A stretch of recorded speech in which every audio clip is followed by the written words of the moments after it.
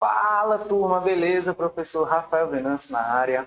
Vim tratar com vocês o tema crimes contra o patrimônio. Turma, esse é um tema bastante cobrado em concurso, que vem trazendo aí a matéria de direito penal. É uma questão certa na sua prova, tá? Juntamente com crimes contra a pessoa, crimes contra o patrimônio e crimes contra a administração pública, certeza cai na sua prova quando vem cobrando direito penal parte especial. Como nós estamos com pouco tempo, não vai dar para eu ver todos os crimes contra o patrimônio. Eu selecionei os crimes mais importantes, os mais recorrentes em prova, mas fica aí sua obrigação de estudar todo o título dos crimes contra o patrimônio. Tá? Você vai começar ali do artigo 155 e vai até o artigo 183 do Código Penal. Faça a leitura de todos os delitos, porque caso ele cobre, porque pode acontecer dele cobrar algum crime que nós não iremos trabalhar aqui, você pelo menos conhece o crime. Mas não se preocupe, porque os principais crimes, aqueles que exigem um estudo mais aprofundado, nós vamos trabalhar aqui. Somente aqueles crimes que são desconhecidos, que não são tão recorrentes em prova, uma simples leitura você já consegue matar esses crimes. Então, não vamos trabalhar ele aqui para economizar o pouco tempo que temos para ver esse assunto. Veremos aqui em uma aula os crimes contra o patrimônio, tá bom? Então, sem mais delongas, vamos iniciar crimes contra o patrimônio.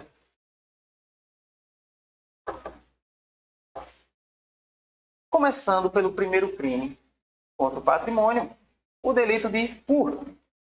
Subtrair para si ou para outrem coisa alheia móvel. Pena reclusão de 1 a 4 anos e multa. Bom, um crime bastante corriqueiro, né? O crime de furto. E você percebe que o verbo, o núcleo do tipo é subtrair. Mas não é subtrair qualquer coisa. É subtrair uma coisa alheia móvel, tá bom? Então, subtrair uma coisa alheia móvel para si ou para outrem configura o delito de furto. Então, se, por exemplo, eu estou aqui dando aula e alguém subtrai o meu celular e leva, furto. Perceba que não precisa que ele subtraia de forma escondida, de forma velada. Não. Pode ser na minha frente. Meu celular está aqui. Se chegar alguém, pega meu celular na minha frente e sai correndo, esse é o crime de furto. Muitas pessoas acreditam que para ser furto tem que ser algo velado. Não. Desmistifique isso. Furto pode até ser na frente da pessoa. Beleza? Agora, detalhe. Você viu falando alguma coisa sobre violência ou grave ameaça? Não, porque se estiver envolvida na situação violência ou grave ameaça à pessoa, nós não estaremos diante do crime de furto, mas sim do crime de roubo que estudaremos daqui a pouco, tá? Então, crime de furto, subtrair um objeto, coisa alheia móvel, esse objeto, para si ou para outro, beleza? Vamos seguindo.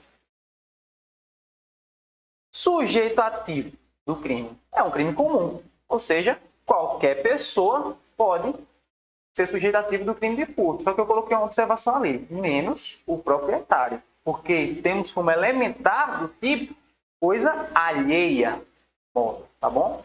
Se o indivíduo subtrai uma coisa que é sua, mesmo que essa coisa esteja na posse, na detenção de outra pessoa, aí nós não falaremos de furto. Nós poderemos falar de outro crime, por exemplo, o crime de exercício arbitrário das próprias razões. Poderia ser um crime nesse sentido, mas não furto. Para ser furto, a coisa tem que ser alheia. Sujeito passivo também, crime comum, tá? Qualquer pessoa pode ser sujeito passivo do crime de furto. Olha que pergunta interessante para a gente trabalhar agora. Ladrão que furta ladrão, comete furto ou tem 100 anos de perdão? Ladrão que furta ladrão comete furto, sim, beleza? Não vá por esse ditado não, para você não errar a questão de prova. Ladrão que furta ladrão comete furto, sim. Mas a pergunta que a gente pode fazer também, quem é a vítima? A vítima vai ser o primeiro ladrão? Não, a vítima vai ser a primeira vítima. Nós temos aqui uma vítima que foi furtada por um ladrão e esse segundo ladrão furtou o primeiro. A vítima continua sendo a proprietária legítima, tá bom? Legítima, não o primeiro ladrão que furtou o bem. Objeto material do crime é a coisa alheia móvel, a gente já discutiu. E aqui uma pergunta muito importante que a gente vai ter que raciocinar aqui agora. Coisa abandonada, coisa perdida e coisa esquecida podem ser objeto de furto? E aí? Uma coisa abandonada pode ser objeto material do crime de furto? Uma coisa perdida, uma coisa esquecida. Vamos lá, coisa abandonada não pode ser objeto do crime de furto. Pois se o indivíduo abandonou aquele objeto, é porque ele abriu mão da sua propriedade. Então alguém pode chegar e se apropriar daquilo ali e não vai estar cometendo crime de furto, tá bom? Então, coisa abandonada não pode ser objeto material do crime de furto. E a coisa perdida? Coisa perdida pode ser objeto do crime de furto? Aí eu falo outro ditado popular que você deve conhecer. Achado não é roubado. Achado não é roubado. Você já ouviu isso? Tá certo esse ditado? Achado não é roubado? Tá, né? Porque roubo tem que ter violência, tem que ter grave ameaça. Não seria roubo. Então, em tese, tá certo. Mas se você achar um objeto na rua, isso, você decidir ficar com esse bem, isso é um crime? É um crime de furto? E aí? Anote no seu material. Coisa achada, coisa perdida, melhor dizendo, coisa perdida, não é objeto material do crime de furto. Porque aquele que se apropria de coisa achada, ele não comete furto. Ele comete apropriação de coisa achada, tá? Então, se você está andando na rua e encontra um objeto na rua, tá?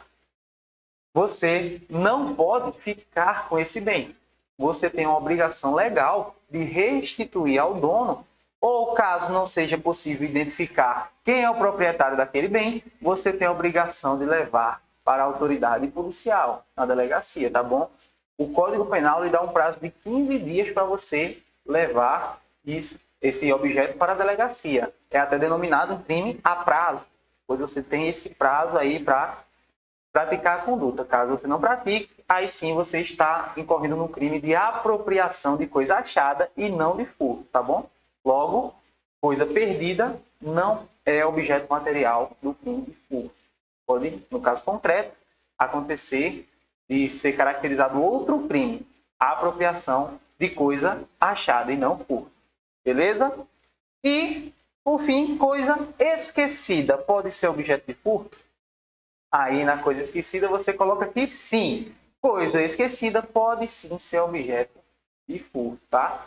Por exemplo, um indivíduo está na sua casa e ele deixou algum objeto lá. Ele se esqueceu. Se ele se esqueceu o objeto, ele vai voltar para buscar. Ele esqueceu o objeto ali, ele vai voltar para buscar. Porque ele sabe onde está. Quando ele volta para buscar, não está ali. Alguém subtraiu esse objeto. Logo, caracteriza, sim, o delito de furto. Beleza? Então, desses três, coisa abandonada, coisa perdida e coisa esquecida, o único que pode ser objeto material do crime de furto é a coisa esquecida. Cuidado com isso. Seguindo, elemento subjetivo. O elemento subjetivo é o dolo, tá bom? Dolo de quê? Dolo de subtrair, que é o núcleo do tipo do artigo 155.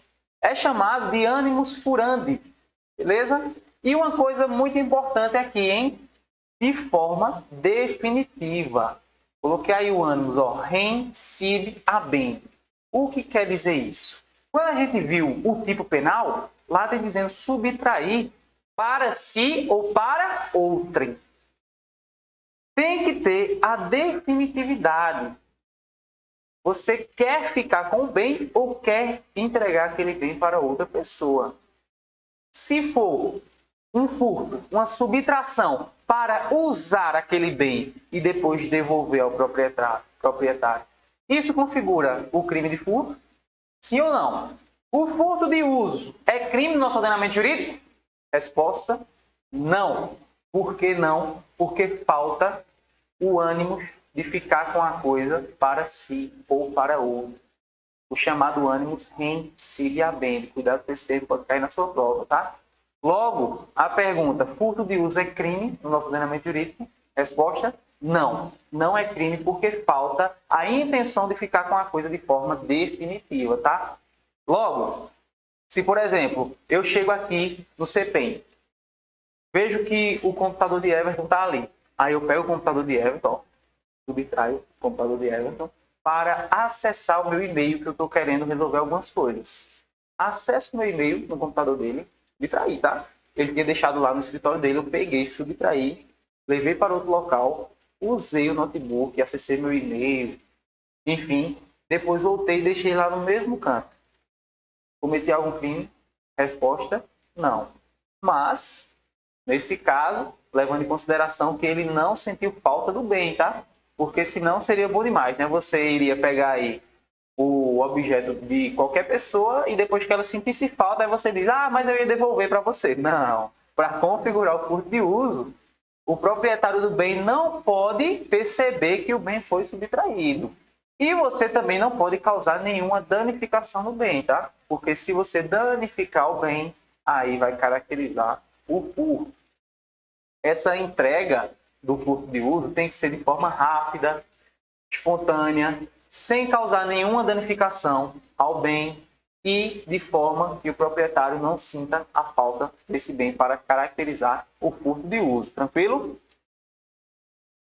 Foi essa pergunta que eu coloquei aí e eu coloquei os requisitos que devem ser preenchidos. Ó, restituição rápida, espontânea, sem danos principalmente e sem que o dono perceba. Tá? Se acontecer isso, você vai estar incorrendo no furto de uso e não é crime no nosso ordenamento jurídico, tá? Furto de uso, conduta atípica. Por quê? Porque falta o ânimo de reincide habendo, ou seja, o ânimo de você ficar com a coisa de forma definitiva. Consumação e tentativa. Isso aqui é muito importante quando a gente está falando de furto. Diversas questões cobram essa consumação. Qual teoria que o Código Penal adotou para definir o momento consumativo do delito de furto? E aqui também serve para o roubo, tá? Já antecipando. Temos várias teorias, tá? Teoria da Blácio e Lácio. Mas eu vou falar somente daquela teoria que nos interessa, que é aquela teoria que vai cair na sua prova, tá? Teoria da Amócio. Teoria da Amócio. O que é que diz essa teoria? A teoria da Amócio diz que o furto vai se consumar quando houver a inversão da posse. Havendo a inversão da posse, ainda que essa posse não seja mansa e pacífica, já vai estar caracterizado o delito de furto. Ou seja, o indivíduo está com o celular. Eu pego o celular. Quando esse celular agora está comigo, eu inverti a posse. Quando eu saio correndo com o celular, 2 metros depois, uma viatura da polícia me prende. Furto consumado ou furto tentado? Furto consumado. Furto consumado. Quando eu inverto a posse, quando o bem está comigo, consumou o crime de furto. Independentemente se eu não conseguir fugir do local, se eu não conseguir ficar com a posse mansa e pacífica, isso independe. O furto já se consumou. Grave isso. Qual é o nome da teoria? Teoria da Amócio, tá? Grave isso, porque lá na prova ele vai querer lhe confundir, vai querer dizer que o furto só iria se consumar se o agente sujeitativo tivesse uma posse mansa e pacífica. Não caia nessa. Não precisa ter posse mansa e pacífica, porque a teoria que nós adotamos foi a teoria da Amócio. Beleza? Coloquei aí. E vamos seguir. Furto de energia. Parágrafo 3º. Equipara-se a coisa móvel à energia elétrica ou qualquer outra que tenha valor econômico. Podemos citar energia nuclear, eólica, térmica, radioativa. O legislador colocou aqui que a energia elétrica ela vai ser equiparada à coisa móvel. Então, se, por exemplo, o indivíduo coloca um gato de luz lá no poste, puxando a energia para a casa dele, ele vai responder por furto. Vai responder por furto, beleza? um detalhe interessante. Não confundir o gato de luz com a alteração no medidor de energia elétrica. Porque se o indivíduo ele altera o medidor para que o medidor faça uma contagem errada e assim ele paga menos, isso não é furto. Isso é estelionato de acordo com o entendimento jurisprudencial. Agora, se ele faz o gato de luz puxando o fio do poste, aí sim vai entrar no furto aqui, porque a energia elétrica se equipara à coisa móvel de acordo com o legislador, tá? Ele positivou isso aqui.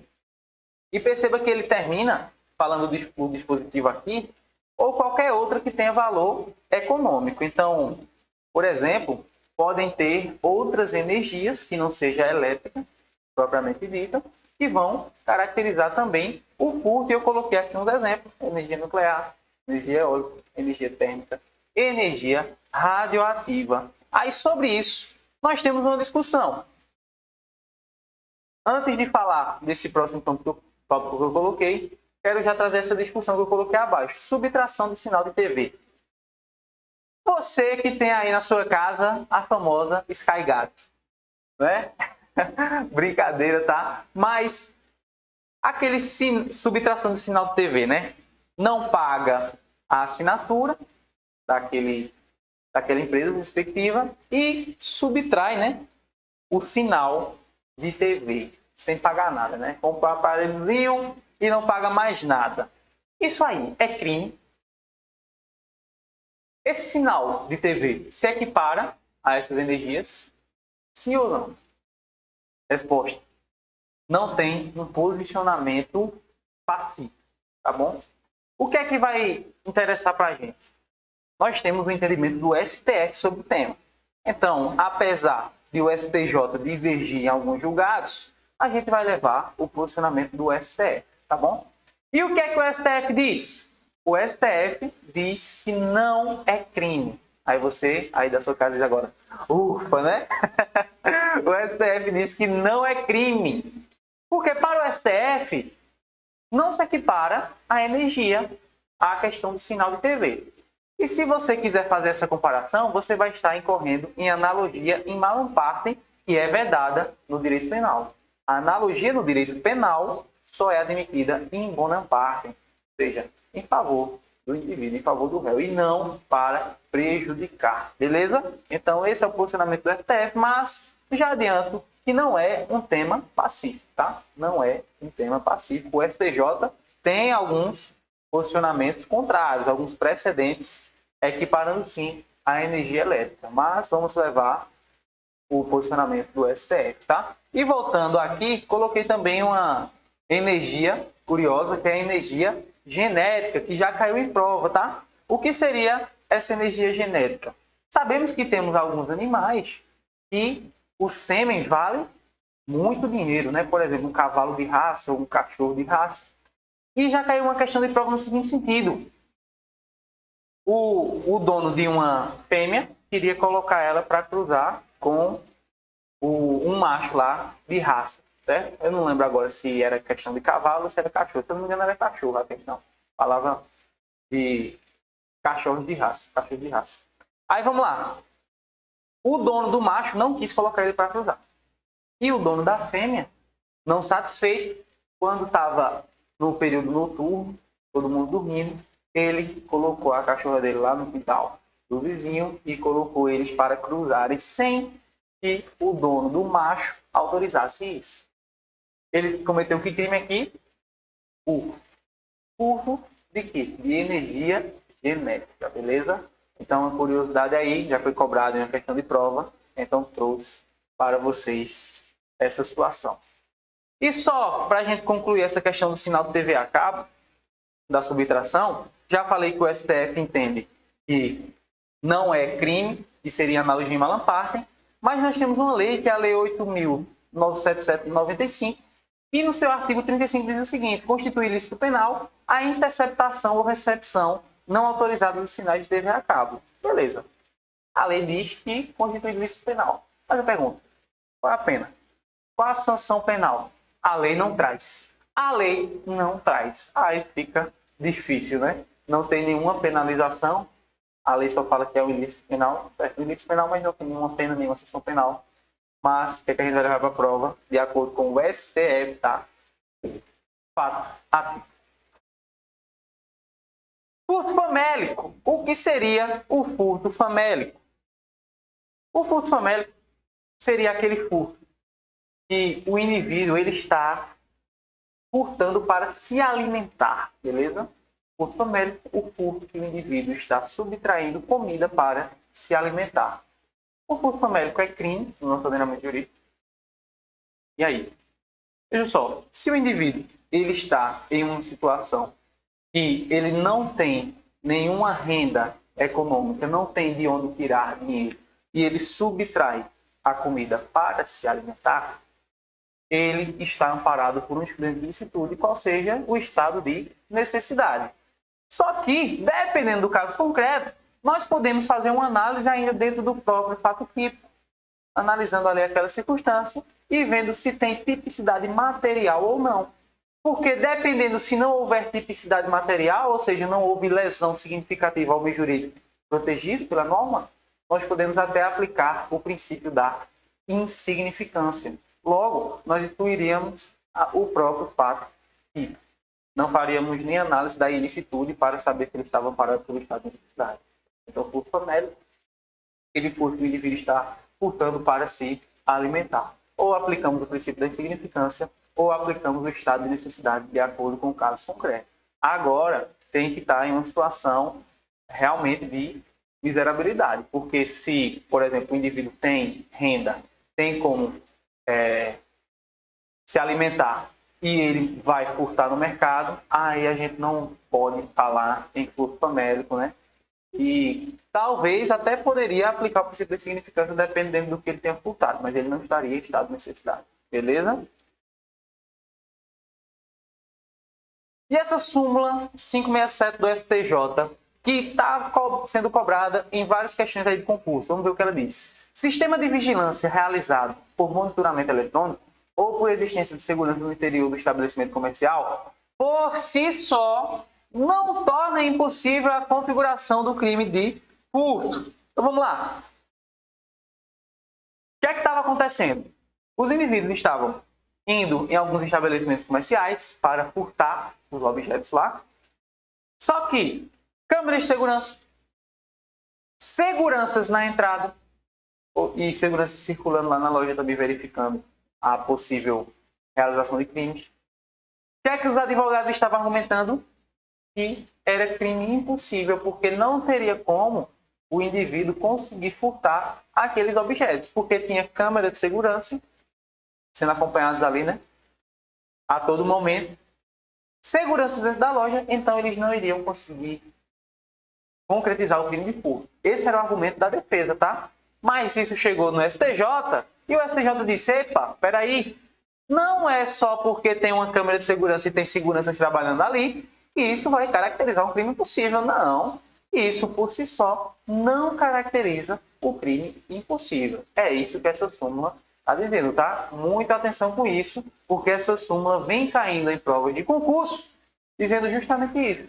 Que se o estabelecimento comercial tiver um sistema de monitoração eletrônica e tivesse segurança trabalhando no interior, seria crime impossível. Você marca? Não. Não é crime impossível de acordo com o STJ. Por si só, não caracteriza o crime impossível. Beleza? Seguindo, vamos agora estudar a causa de aumento de pena do crime de furto. A pena aumenta-se de 1/3, então você já grava esse quanto. E aqui eu chamo sua atenção, antes da gente continuar. Eu, particularmente, odeio questões que cobram quanto de aumento. Isso aí, aquelas questões também que cobram a pena do crime, para você saber se o crime é de 1/4, 2/6. Odeio esse tipo de questão. Parece que o examinador não tem o que fazer, né? Acabou as ideias deles, acabaram as ideias. Ele, o que é que eu vou perguntar aqui? Vou perguntar a pena daquele crime. Vou perguntar a causa de aumento. Infelizmente, pegamos aí uma outra questão que cobra isso. E sabemos que no concurso, todas as questões são importantes. Então, chamo sua atenção para essa causa de aumento. Aumenta-se de 1/3, beleza? Aumenta-se de 1/3. Se o crime é praticado durante o repouso noturno. Vamos lá. Se cair na sua prova assim, o furto terá sua pena aumentada de 1/3 se praticado durante a noite. Certo ou errado? Resposta: errado. Repouso noturno e noite não são sinônimos. A gente sabe que noite, para aquela questão principalmente de inviolabilidade domiciliar, seria ou após as 18 horas, quando a gente pega aquele critério cronológico, ou se a gente pegar aquele critério físico-astronômico, seria ao anoitecer, né? A aurora ao crepúsculo, então, quando o sol se pôs, aí anoiteceu, virou noite. Repouso noturno não é isso, pessoal. Repouso noturno é quando o indivíduo, quando a sociedade vai descansar, repousar. Então, qual é o horário do repouso noturno? Será que o repouso noturno é 19 horas? 20 horas? 21 a 22 horas? 23? Não temos como precisar um horário. A doutrina não estipula um horário, nem a jurisprudência não coloca um horário para definir a partir daquele momento de repouso noturno. Então, o que é que vai definir? A localidade.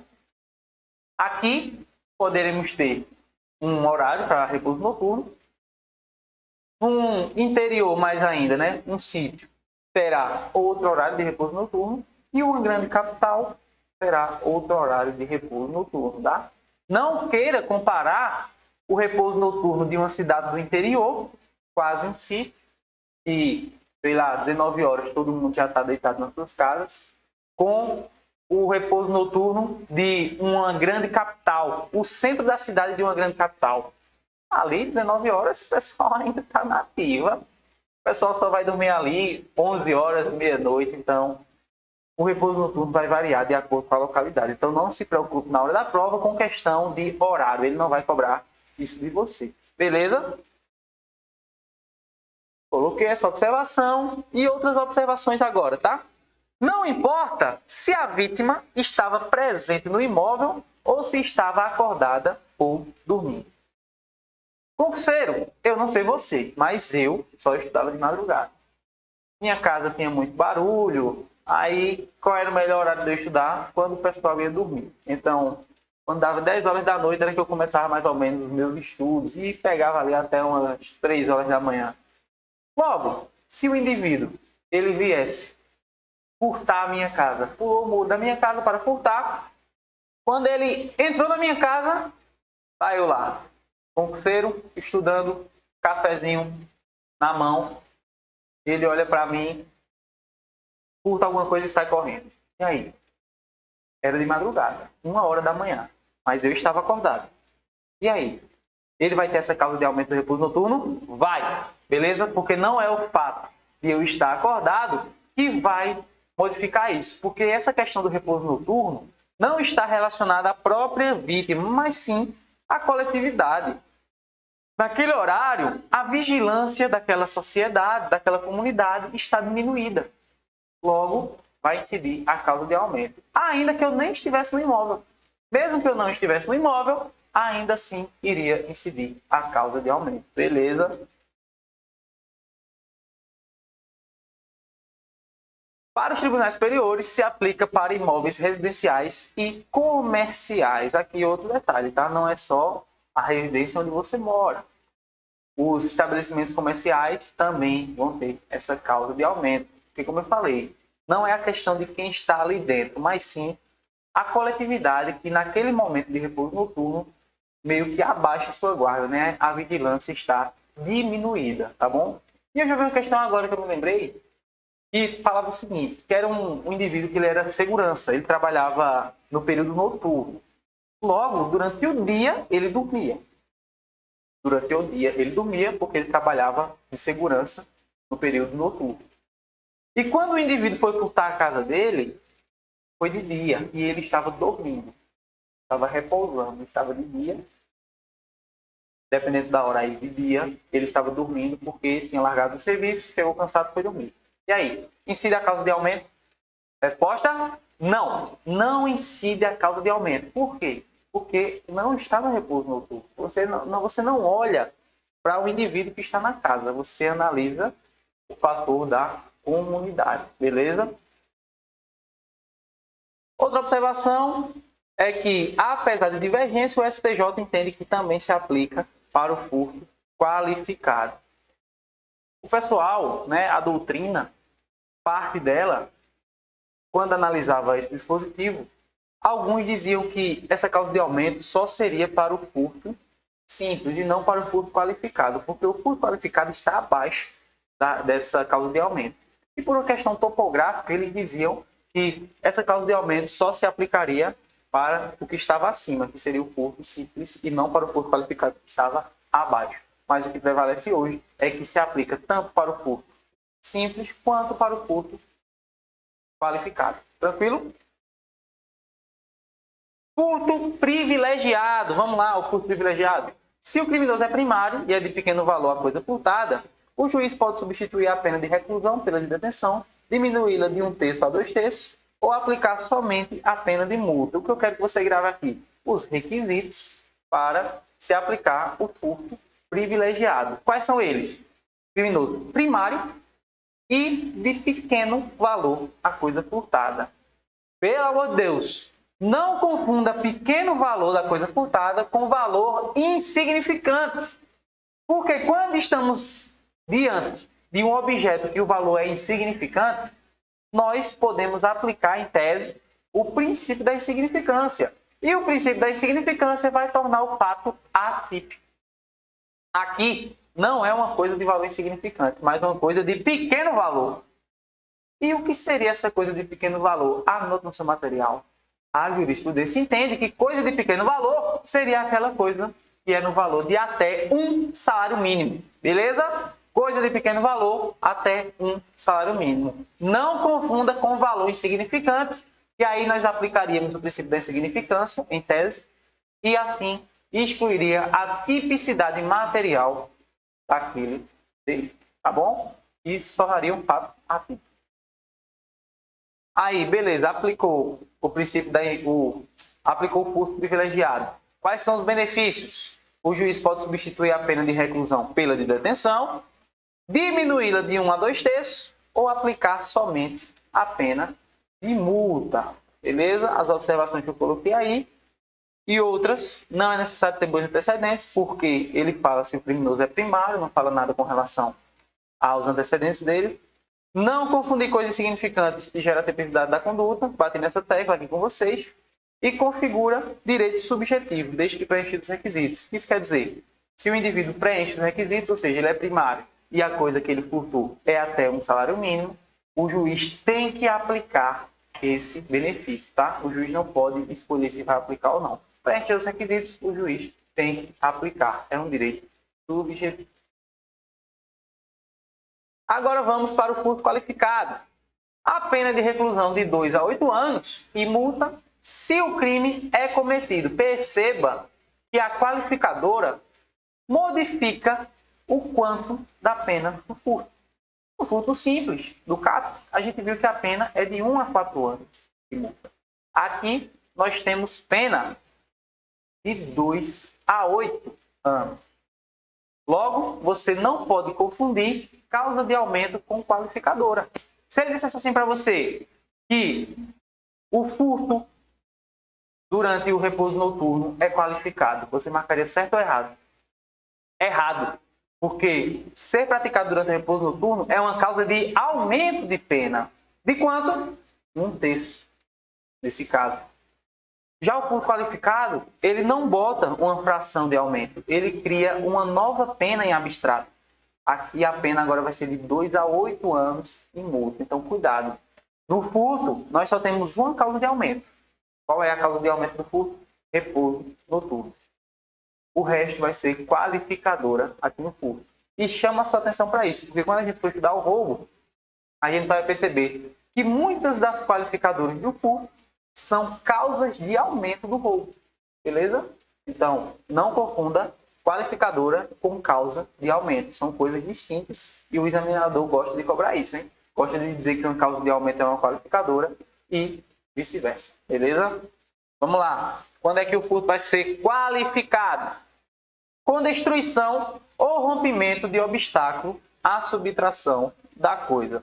Então, se o indivíduo ele quer subtrair uma coisa e para subtrair aquela coisa ele destrói, ele rompe algum obstáculo, ele vai responder por furto qualificado. A gente imagina aí uma coisa que está guardada num cofre com cadeados e o cara quebra os cadeados para abrir aquele cofre, aquele baú e subtrair o que está dentro. Furto qualificado pela destruição do obstáculo, né? Agora, cuidado com uma coisa. Uma coisa é destruir, romper o obstáculo. Outra coisa é você simplesmente retirar o obstáculo, desativar o obstáculo. Por exemplo, se imaginar aí aqueles filmes que tem aqueles sensores, aquelas luzes. Se o indivíduo desativa aquilo, ele não está destruindo, ele não está rompendo, ele está desativando. Se ele desativou e furtou aquele objeto, seria esse furto qualificado aqui? Não, porque para ser esse furto qualificado, tem que ser destruição ou rompimento. Desativar, remover o obstáculo do local sem destruí-lo, sem rompê-lo, não vai caracterizar a qualificadora. Com abuso de confiança ou mediante fraude, escalada ou destreza. Vamos lá, por partes. Abuso de confiança. O abuso de confiança, o próprio nome já está falando, acontece normalmente, por exemplo, com amigos. Pelo menos achava que era amigo, né? Você chama seu amigo de vários anos para sua casa e você deixa ele bem à vontade, porque você conhece essa pessoa há vários anos. Você não imagina que ela iria cometer um crime contra você. Então, naquele momento que você deixa ela bem à vontade na sua casa, ela, sei lá, furta um relógio seu, um colar, um dinheiro que estava em cima da mesa. Logo, seria um furto qualificado por abuso de confiança, porque você confiou naquela pessoa, por conta disso diminuiu sua vigilância, deixando ela sozinha à vontade na sua casa e ela subtraiu o bem, tá bom? Furto qualificado. Ou mediante fraude. Aqui é interessante, hein? Furto mediante fraude. O indivíduo se utiliza da fraude para diminuir a vigilância da pessoa e assim conseguir subtrair o bem. Como assim? Imagina um indivíduo que chega com uma blusa da prefeitura na sua casa, com uma prancheta e diz que é fiscal, agente de epidemias, alguma coisa nesse sentido, e pede para entrar na sua casa. E você, de boa fé, acreditando realmente que ele era um agente da prefeitura, permite a entrada. Aí ele pega, começa a anotar lá algumas coisas, olha a cisterna da sua casa, tapeando ali, e, sei lá, pede um copo com água para você, ou pede para você pegar algum documento. E quando você sai, né, da presença dele, ele se aproveita daquele momento para subtrair os bens ali da sua casa. Que crime ele está cometendo? Furto qualificado. Qual a qualificadora? Fraude. Ele está utilizando-se da fraude para subtrair os seus bens. Não confunda o furto mediante fraude com o estelionato, porque a fraude também, né, é utilizada no estelionato, é elementar do estelionato, mas no estelionato a vítima ela entrega o bem para o agente. Aqui no furto, a fraude é utilizada para que a vítima ela perca a atenção, ela diminua a vigilância que ela possui naquele bem e o indivíduo subtraia. Lembre-se que o verbo aqui do furto é subtrair. Subtrair. Então, no furto mediante fraude, a fraude é utilizada para diminuir a vigilância que a vítima tem sobre o bem e o indivíduo subtrair o bem. No estelionato, a fraude é utilizada para que o indivíduo entregue ao agente o bem. Tranquilo? A diferença é essa. Escalada. Como o próprio nome já está falando, né? O indivíduo, ele para furtar aquele objeto, ele escala um muro, por exemplo. Tem uns indivíduos que parecem um Homem-Aranha, né? Sei lá, uma pessoa deixou um celular na varanda, um notebook na varanda do primeiro andar. O cara sobe no primeiro andar, pega o objeto e vai embora. Furto qualificado pela escalada. Mas o que eu quero que você saiba aqui? Escalada, a gente pensa logo, né, de subir. Mas a escalada não necessariamente vai ser subindo, tá? Pode ser por baixo também. Por exemplo, um assalto, um furto, melhor dizendo, a um banco. furtar um banco ou uma joalheria e o indivíduo ele cavou um túnel para subtrair as joias ou dinheiro. Nesse caso, também seria qualificado pela escalada, apesar de não ser subindo. Tranquilo? Destreza. O que seria a destreza que qualifica o furto? É aquele cara que ele tem uma habilidade com as mãos que ele consegue subtrair o bem que está com você, colado ali no seu corpo, sem que você perceba. Então, aquele indivíduo que, sei lá, num ônibus lotado ou até no centro da cidade ali movimentado, ele consegue passar por você e puxar o celular do seu bolso sem que você perceba, sem que você sinta que está sendo subtraído. O cara que tem a mão leve, né? Esse cara, ele responde por furto qualificado pela destreza. Agora, detalhe. Para que ele responda pelo furto qualificado pela destreza, ele realmente tem que ter a habilidade de fazer isso. Porque se ele coloca a mão no seu bolso para pegar o seu celular e você sente, e nesse momento você percebe que ele está subtraindo o seu celular, ele não vai responder pelo furto qualificado pela destreza porque ele não tem. Se você percebeu, ele não tem destreza. Então quer dizer que nunca pode ter um furto qualificado pela destreza na forma tentada? Pode. Agora, se a própria vítima percebe que está sendo subtraída, aquele cara não tem destreza. Porque se ele tivesse destreza, a vítima não estaria sentindo ele tirar o objeto do seu bolso. Mas, se um terceiro avisa a vítima, supondo, estamos nós três e outras pessoas aqui num ônibus, tá? Nós três quem? Eu, você e o bandido. O bandido começa a subtrair o celular do seu bolso. Você não percebe. Você não percebe. Então ele tem destreza ou não tem? Tem. E você não está sentindo. Mas eu vejo que ele está fazendo isso. Eu vejo ele tirando o celular do seu bolso. Eu digo, ei, ele está tirando o celular do seu bolso. Aí esse cara corre. Se ele não conseguiu subtrair o bem, porque eu informei, tentativa. Aí seria um furto qualificado pela defesa na forma tentada. Mas perceba que não foi a vítima que falou, que percebeu. Foi um terceiro. Nesse caso, beleza. Tranquilo. Agora, se foi a própria vítima que percebeu que estava sendo subtraída, não há que se falar em destreza, porque o indivíduo não tem destreza. E detalhe, para configurar essa destreza, tem que ser realmente uma habilidade do indivíduo. Porque se na situação concreta qualquer pessoa conseguiria tirar o bem sem nenhuma habilidade, a gente não vai enquadrar em destreza. Como assim? Imagina um indivíduo que estava alcoolizado, apagado, e deixou ali o celular quase caindo do bolso. E ele estava embriagado, apagado. Qualquer pessoa pode chegar ali e tirar o celular do bolso dele. Não precisa de nenhuma destreza. Ele não vai perceber. Apagado, bêbado, não vai perceber. Então, não seria qualificado pela destreza. Tenha atenção a isso. Com o emprego de chave falsa. Atenção aqui. Emprego de chave falsa. Essa chave falsa, ela não precisa necessariamente ter formato de chave.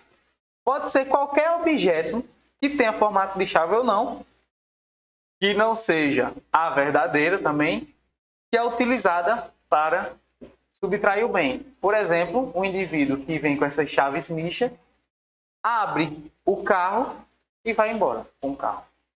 Furto qualificado pelo uso da chave falsa. Agora, se ele pega a chave verdadeira, sei lá, o proprietário do veículo estacionou o carro, quando foi colocar a chave no bolso, deixou a chave cair e não percebeu e foi embora. Eu vi aquela situação, peguei a chave verdadeira, que caiu no bolso dele, abri o carro, liguei e fui embora. É um furto qualificado pelo emprego de chave falsa? Não, porque não é a chave falsa, é uma chave verdadeira. É a chave do veículo. Então, cuidado. Para ser chave falsa, não pode ser a chave verdadeira, hein? Mediante concurso de 2 ou mais pessoas. Então, se 2 ou mais indivíduos cometem um furto, eles vão responder por furto qualificado. E se for um maior e um menor? É furto qualificado? Ou tem que ser 2 maiores? Pode ser também qualificado se for um maior e um menor. E não precisa ser 2 agentes imputáveis, não. Pode ser com um inimputável sim. E, detalhe, o maior que comete um crime de furto em concurso com o menor, além de furto qualificado pelo concurso de pessoas, ele também vai responder por corrupção de menores do artigo 244B, se eu não me engano, do ECA, beleza? Depois de eu conferir daí. Acho que é o 244B do ECA, corrupção de menores. E agora, detalhe, novidade legislativa, inclusão do pacote anticrime, que foi esse parágrafo 4º, que também é um furto qualificado. Perceba que a pena é maior e agora com o pacote crime, esse crime é hediondo, tá? Com o pacote anticrime, tornou-se hediondo este delito. Vamos fazer a leitura. A pena é de reclusão de 4 a 10 anos de multa se houver emprego de explosivo ou de artefato análogo que cause perigo comum. Que delito é esse aqui, pessoal? É o delito vulgarmente falando, né? Assalto ao caixa eletrônico. O pessoal fala assim, né? Mas seria um furto, nesse caso aqui, a um caixa eletrônico. Chegou lá de madrugada no banco, não tem ninguém, colocou ali dinamite, sei lá, explodiu, levou o dinheiro. Isso é um furto qualificado. Detalhe, esse crime hoje é hediondo com o pacote anticrime, beleza? Furto qualificado pelo emprego de explosivo ou de artefato análogo que causa perigo comum, crime hediondo com o pacote anticrime. E vi na sua prova assim. E o roubo? Roubo majorado pelo emprego de explosivo. É crime hediondo? Aí você pensa, furto, que é um delito menor, qualificado pelo emprego de explosivo, é crime hediondo. O roubo é um delito mais grave, porque temos violência e grave ameaça ainda. É hediondo? Resposta? Não. Não é hediondo por falha legislativa, hein? Deveria ser hediondo, né? Se o furto que é mais leve é hediondo, o roubo que é mais grave também deveria ser hediondo. Mas por falha na técnica legislativa, eles não incluíram esse roubo majorado pelo emprego explosivo como sendo crime hediondo, apenas o furto, que é esse que a gente está estudando aqui. Beleza? Parágrafo 5º, a pena de reclusão de 3 a 8 anos se a subtração for de veículo automotor que venha a ser transportado para outro estado ou para o exterior. Então, se o indivíduo furtou um veículo automotor, um carro, uma moto, um ônibus, um caminhão, e levou para outro estado ou para o exterior, aí também vai responder por furto qualificado. Aí, se ele não chegou a levar para o exterior, aí não responde por essa qualificadora, hein? Aqui ele tem que levar para outro estado ou para o exterior. Se ele não conseguir levar, aí ele não vai responder por essa qualificadora. A pena é de reclusão de 2 a 5 anos se a subtração for de semovente domesticável de produção, ainda que abatido ou dividido em partes no local da subtração. Aqui é o furto de semovente domesticável de produção. Ó, semovente, se move, domesticável de produção. Então, não é qualquer animal domesticável, tem que ser aquele de produção. Se é só o seu cachorrinho ali que não produz, né? Você não utiliza ele para produção, porque temos cachorros de raça, né? Cavalos de raça. Se for nesse sentido, é beleza, vai entrar aqui como objeto material. Agora, se for só um cavalo que você cria que não é para produção, ou um cachorro que você cria que não é para produção, um gato que não é para produção, não entraria aqui. Tem que ser para produção. E outra, domesticável, né? Se você criar aí algum animal exótico e seja selvagem, também não entraria aqui. Detalhe, aqui tem um nome peculiar da doutrina, que é o chamado abigeato. Abigeato é o furto de gado. Beleza? Se vinha esse termo na sua prova. Abigeato é o furto de gado. E gado é de produção, né? Então, entraria aqui. E detalhe, ainda que abatido ou dividido em partes no local da subtração. Porque se o indivíduo decidir matar lá, dividir em partes o animal e levar só as partes que interessam, ainda assim vai responder pelo furto qualificado. Não precisa levar o animal inteiro não, beleza? Seguindo, a pena é de reclusão de 4 a 10 anos e multa se a subtração for de substâncias explosivas ou de acessórios que, conjunto ou isoladamente, possibilitem sua fabricação, montagem ou emprego. Detalhe, o que a gente estudou anteriormente, que é o crime hediondo, é quando você emprega o explosivo para subtrair o bem. Aqui, o furto está sendo do próprio explosivo. O objeto material aqui é o próprio explosivo, tá? Qual é o hediondo? O furto do explosivo ou empregar o explosivo para subtrair? Empregar o explosivo. Você se lembra do caixa eletrônico. No caixa eletrônico, o indivíduo não está subtraindo explosivo. Ele está querendo subtrair o dinheiro, mas ele utiliza do explosivo para explodir o caixa eletrônico e assim levar o dinheiro. Tranquilo? E esse detalhe aí, ó, furto híbrido, enunciado das súmulas 511 do STJ.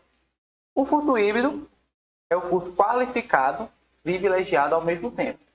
Tá? Olha o que diz o STJ sobre ele. É possível o reconhecimento do privilégio previsto no parágrafo 2º do artigo 155 do Código Penal, nos casos de crime de furto qualificado, se estiverem presentes a primariedade do agente, o pequeno valor da coisa e a qualificadora for de ordem objetiva. Qualificadora de ordem objetiva. Então vamos lá. O que é que o STJ disse aqui? Que é possível coexistir a qualificadora com o privilégio no furto, desde que a qualificadora seja de natureza objetiva e o indivíduo seja primário e de pequeno valor a coisa furtada, que são os requisitos do privilégio que estudamos agora há pouco. As qualificadoras de furto, em sua maioria, são objetivas. A gente pode dizer uma subjetiva aqui, ó, o abuso de confiança. O abuso de confiança é uma qualificadora subjetiva, né? Porque tem aquela relação ali de confiança, de amizade entre os envolvidos. Mas, na maioria aqui, o restante são qualificadores de cunho objetivo. Logo, é possível coexistir com o privilégio. E só um detalhe que eu lembrei agora sobre o abuso de confiança é que tem a questão da empregada doméstica. A questão da empregada doméstica pode caracterizar o abuso de confiança, mas detalhe, não é qualquer relação de trabalho que necessariamente já vai incorrer no furto qualificado pelo abuso de confiança, não. Talvez você não confie naquela pessoa que está trabalhando para você. Você não facilitou nada para ela. Então, como é que ela vai responder por furto qualificado pelo abuso de confiança se você nunca facilitou as coisas por confiar nela, entendeu? Então, tem que ter realmente essa relação de confiança. Não é o simples fato de trabalhar na sua casa que já vai caracterizar o abuso de confiança, beleza? E o nome desse furto é famulado. Famulado seria esse furto, né, dessa relação de confiança. E a doutrina relaciona mais com a relação doméstica ali, né? Empregada doméstica. Famulado, beleza? Furto de coisa comum. Aqui, que é interessante a gente saber, é mais a ação penal. Então, não vamos perder muito tempo, não, só vamos fazer a leitura e fazer esse comentário da ação penal. Subtrair o condômino, co-herdeiro ou sócio, para si ou para outrem, a quem legitimamente a detém a coisa comum. Detenção de 6 meses a 2 anos ou multa. Olha o interessante aqui, ó. Somente se procede mediante representação. E não é punível a subtração de coisa comum fugível, cujo valor não excede a cota a que tem direito a agente. O furto que a gente está estudando, do 155, ele é crime de ação pública incondicionada. Tá? Ou seja, não precisa de nenhum requisito, de nenhuma condição para o Ministério Público oferecer a denúncia, estando presentes ali os elementos mínimos que fundamentem a denúncia, né? Então, ele não precisa de representação da vítima, por exemplo. Já o furto de coisa comum do artigo 156 do Código Penal, ele é crime de ação pública condicionada à representação da vítima. Logo, se perguntar para você se todo tipo de furto é de ação pública incondicionada ou o furto de coisa comum não. O furto de coisa comum é crime de ação pública condicionada à representação. O furto do 155, incondicionado. Agora, o furto de coisa comum do 156, ação pública condicionada à representação. Crime próprio, porque tem que ser ali o condômino, co-herdeiro ou sócio. E o mais importante é relacionado à ação. Algumas questões rapidinhas para a gente responder. Vou fazer o seguinte, como está sendo gravado, você vai dar uma pausa, tente responder e logo em seguida eu vou responder, tá? Dê a pausa aí e responda. Beleza, vamos agora fazer a resolução da questão. No interior de um estabelecimento comercial, João colocou em sua mochila diversos equipamentos eletrônicos com a intenção de subtraí-los para si.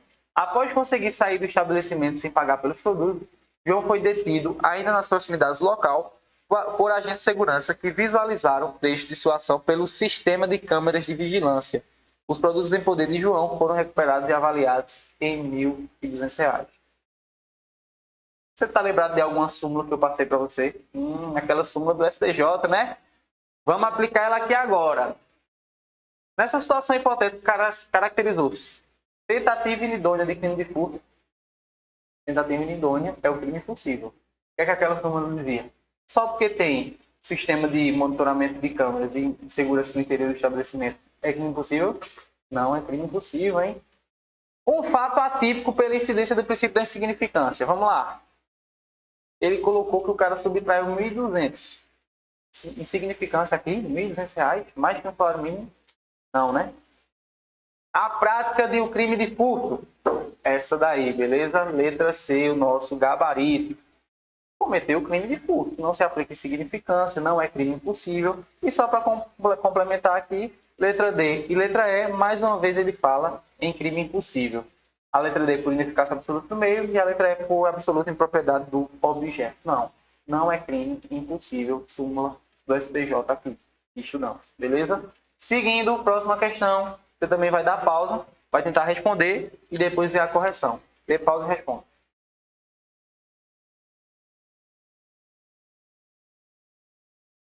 Bora lá.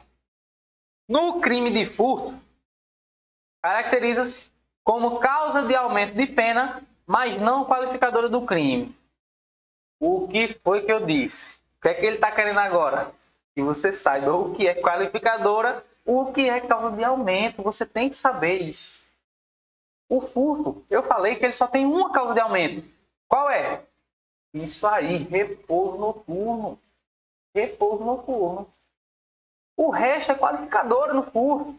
Concurso pessoas, chave falsa, abuso de confiança, destreza, escalada, destruição, aumento do objeto. Tudo isso aí é qualificadora.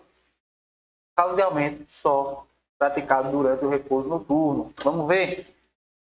Ele quer causa de aumento. A. Concurso pessoas, qualificadora. B.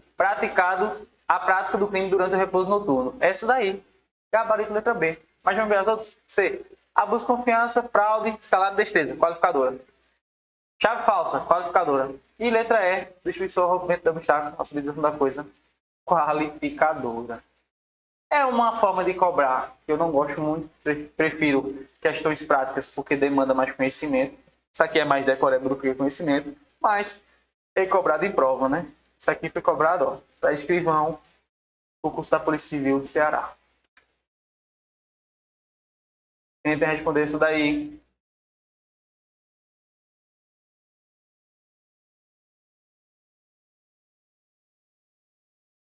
Vamos lá responder. Leonardo encontra uma cédula de R$ 50 sobre a poltrona da sala da casa de seu amigo Fausto, lugar que habitualmente frequenta, e sem que o dono da casa perceba, dela se apodera. Diante do caso hipotético apresentado, Leonardo pratica o crime de... Vamos lá. O cara pegou uma nota de R$ 50 que estava na poltrona da casa de quem? Do amigo dele. A questão ainda diz que ele frequenta habitualmente a casa dele. O que é que nós temos aqui? Uma relação de confiança. E o indivíduo furtou, subtraiu uma nota de R$ 50. E aí? A apropriação de coisa achada? Não. Não. A apropriação de coisa achada é quando um objeto está perdido na rua, por exemplo, você encontra, tem o dever de levar ao dono ou para a autoridade policial, prazo de 15 dias, não faz a apropriação de coisa achada. Mas aqui não. Uma nota de 50 em cima da poltrona da casa dele, ele sabia que estava ali. O indivíduo pegou, não é apropriação de coisa achada, é furto. Mas detalhe, já disse a resposta, né, que é furto. Mas é furto qualificado ou furto simples? B ou D? Furto qualificado. Qualificado pelo quê? Pelo abuso de confiança. A questão deixa claro, enfatiza que tem uma relação ali de amizade, o cara frequenta habitualmente a casa do amigo, então, furto qualificado pelo abuso de confiança, gabarito, letra B. Próxima questão. Dá aquela pausa e tenta responder.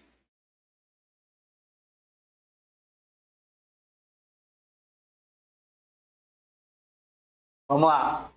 Correção agora. Acerca do crime de furto privilegiado. Assinale a alternativa que corresponde ao entendimento simulado pelo Superior Tribunal de Justiça. É possível reconhecimento do privilégio previsto no parágrafo 2º do artigo 155 do Código Penal apenas nos casos de furto simples. Foi isso que a gente viu? Não. Eu falei da súmula aqui do STJ, dizendo que pode haver a coexistência do furto privilegiado com o furto qualificado, desde que a qualificadora seja de natureza objetiva ou subjetiva? Objetiva. E são a maioria das qualificadoras de natureza objetiva. Então, voltando lá, não é letra A.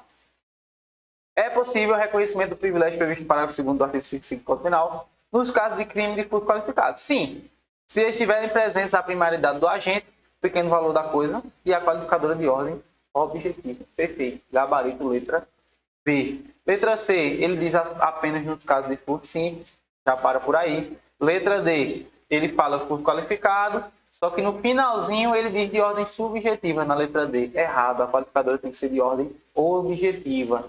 E letra E, é possível o reconhecimento do furto privilegiado, de furto qualificado, sendo a coisa de pequeno valor, independentemente da primaridade do agente, não.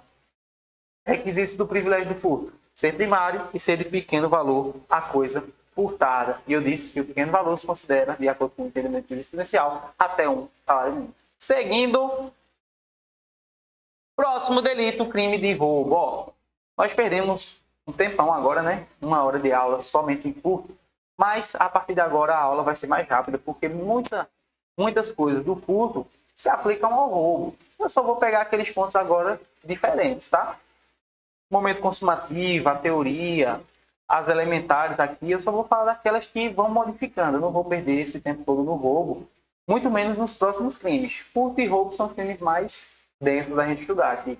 Mas os demais são bem tranquilos. Vai ter crime aqui que eu vou perder, sei lá, 2 minutos, 3 minutos. Então, vamos mais acelerado agora, para dar tempo de pelo menos a gente ver o que eu separei para a aula de hoje, tá? Não vamos conseguir ver todos os crimes, como eu já tenho falado no início da aula, mas veremos aqueles mais importantes na aula de hoje. Vamos lá.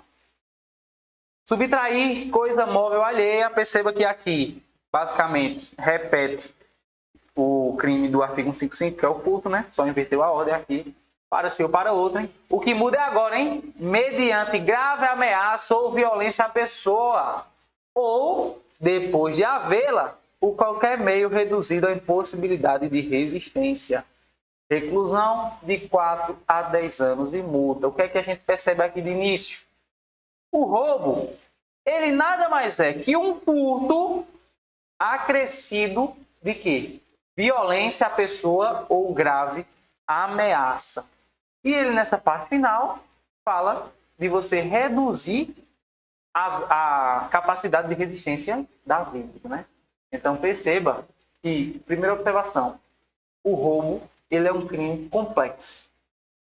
O que é essa classificação? Crime complexo. Crime complexo é aquele que junta 2 ou mais crimes em um só. O que é que o roubo junta? O roubo junta o furto, que a gente estudou agora há pouco, mais a lesão corporal, ou mais a ameaça, ou mais um homicídio, se for um latrocínio até, né? Um roubo qualificado pela morte da vítima. Então, seguindo aqui, na mesma pena incorre quem, logo depois de subtrair da coisa, emprega violência contra a pessoa ou grave ameaça, a fim de assegurar a impunidade do crime ou a detenção da coisa para si ou para terceiro. Eu quero que a gente pense aqui agora. Nós temos duas figuras, tá? O roubo do caput e o roubo do parágrafo 1º. Necessariamente você vai ter que saber essa diferença para fazer essa prova que vai vir aí das polícias civis, polícias federais, enfim. Diferencie o roubo próprio de roubo impróprio. Você ir fazer uma prova sem saber essa diferença, não sei nem o que dizer, certo? Você tem que diferenciar roubo próprio de roubo impróprio. Vamos lá. O que é o roubo próprio e o que é o roubo impróprio? Roubo próprio é o roubo do caput. Roubo impróprio é o roubo do parágrafo 1º. Beleza. Mas explique melhor, né? Vamos lá.